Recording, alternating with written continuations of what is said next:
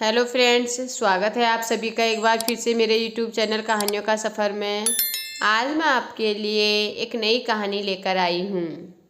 एक बार एक बूढ़ा राहगीर सड़क पर चला जा रहा था और रात होने वाली थी। बूढ़े ने किसी के यहाँ पनाह लेने की सोची। उसने एक घर के दरवाजे पर दस्तक दी। वह घर एक धनवान का था। बूढ़ा बोला, क्या आप रात बिताने के लिए मुझे अपने घर में जगह दोगे? घर की अमीर मालकिन बूढ़े को बड़ा बुरा भला कहने लगी और बोली, निकल जाओ यहाँ से, तुम्हारे लिए यहाँ जगह नहीं है। बूढ़ा आगे चल दिया। आगे चलकर उसे एक गरीब का घर दिखाई दिया और बोला, क्या मैं यहाँ रात बिता सकता हूँ? बाबा, अंदर चले आओ। अंदर से आवाज़ आई। गरीब मालकिन ने कहा, आप यहाँ रात बिता सकते हैं। बूढ़े ने देखा कि उसके घर में बहुत गरीबी थी। मालकिन के बच्चे फटे हाल थे और रात को गरीब मालकिन ने जो कुछ उसके पास रूखा सूखा था भोजन के रूप में बूढ़े को परोस दिया। बूढ़े ने भोजन किया और सो गया। सुबह उठने पर बूढ़े ने घर की मालकिन का शुक्रिया अदा किया और वहाँ से रवाना होने लगा।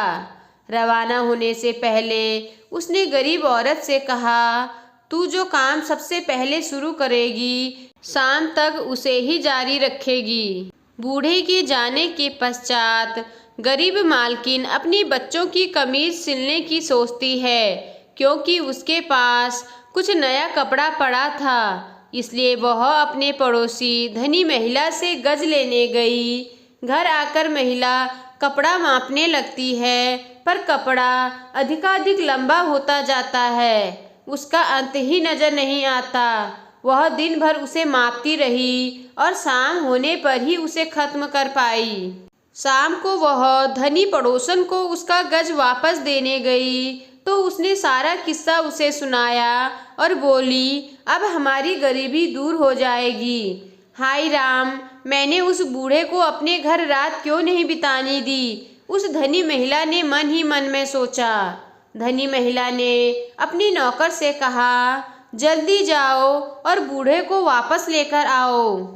अगले दिन नौकर उस बूढ़े से मिला और वापस चलने को कहा, पर बूढ़े ने मना कर दिया। नौकर ने दुखी होकर कहा, बाबा, मेरी नौकरी का सवाल है। बूढ़े ने कहा, ठीक है, चलो। घर पहुंचने पर धनी महिला ने बूढ़े का स्वागत किया और 3 दिन तक बूढ़े की खूब सेवा की और मीठी मीठी बातें करती, पर मन ही मन गुस्से से उबलती रहती। ना जाने यह बूढ़ा फूसट कब यहाँ से जाएगा। चौथे दिन बूढ़े ने वहाँ से जाने की तैयारी की। बूढ़ा चुपचाप फाटक तक पहुँचा और बिना कुछ बोले बगैर बाहर निकल गया। तब वह औरत बोली, मैं क्या करूँ बाबा, मुझे भी बताते जाओ।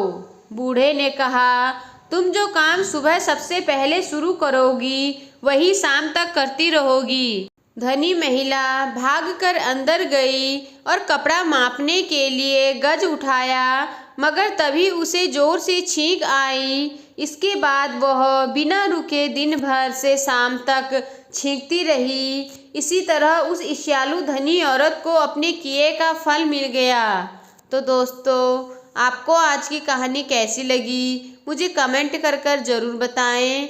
अगर आपको कहानी पसंद आई हो तो मेरे चैनल को लाइक कीजिए और सब्सक्राइब कीजिए और साथ ही अपने दोस्तों के साथ आगे शेयर कीजिए। धन्यवाद।